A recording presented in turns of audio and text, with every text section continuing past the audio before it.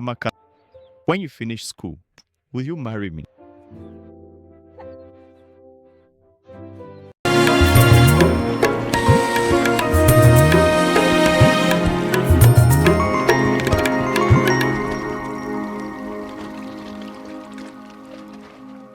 My name is Amaka.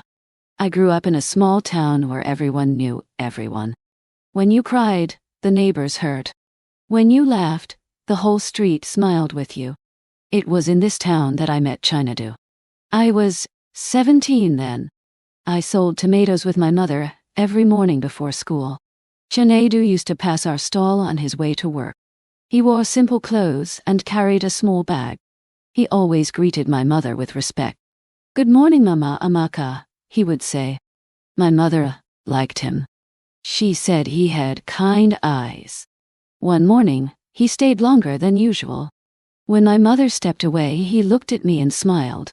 "Amaka," he said softly, "when you finish school, will you marry me?" I laughed because I was shy. I did not answer, but my heart beat fast. From that day, he became my friend. He bought tomatoes even when he did not need them. Sometimes, he waited until I closed from school so we could walk together. He told me his dreams. He wanted to go to the city, get a good job, and build a house for his parents. "I will come back for you," he promised.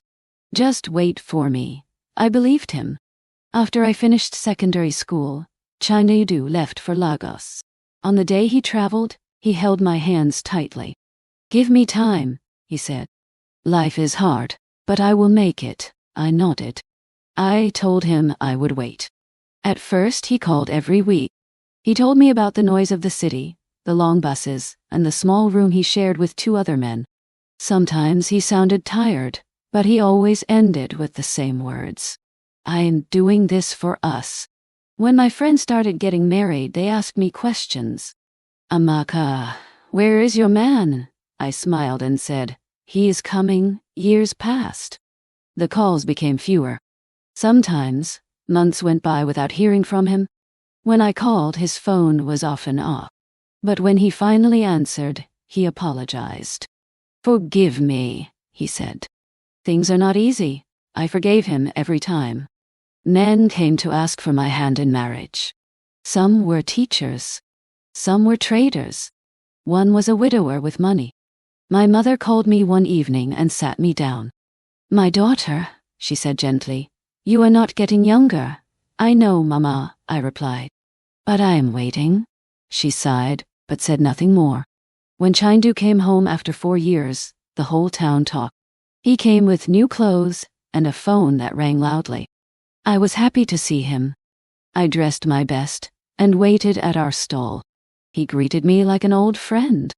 He hugged me, but something felt different. He did not hold my hand for long. He did not talk about marriage.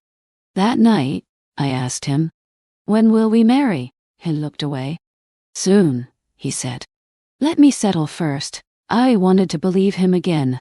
10 years is a long time. I watched my younger sisters get married and have children.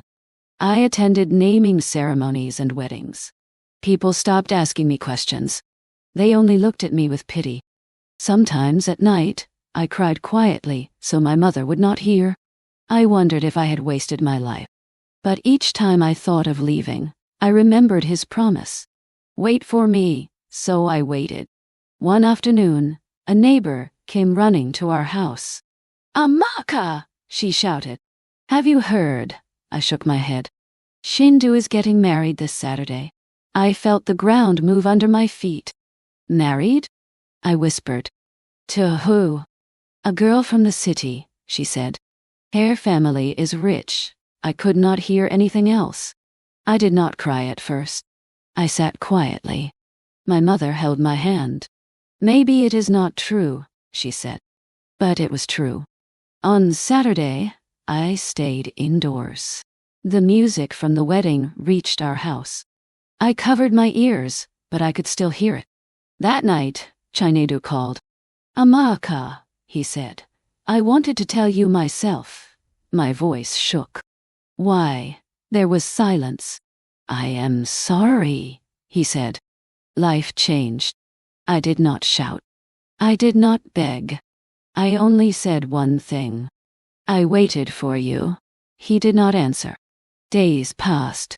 I stopped going out. People whispered. Some blamed me. Some blamed him. One evening, my mother came into my room. She sat beside me.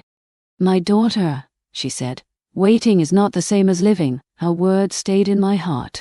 Slowly, I began to live again. I learned sewing from a woman in the next street. My hands shook at first, but I kept going. I made dresses. Then I made money. People began to respect me again. One day, a man brought clothes for repair. He was quiet and kind. His name was Sam. He did not ask about my past. He only saw who I was. Years later, I heard Chinadu returned to town. His marriage did not last. People said many things. I did not ask questions. When I saw him one morning, he greeted me. His eyes looked tired. You waited, he said softly. Yes, I replied.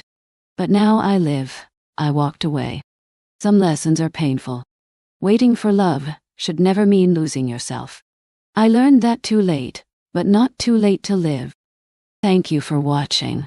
Kindly share your thoughts in the comments section. Don't forget to subscribe, like, and share. Also, click the notification button to get notified each time I post a new video. See you on my next video.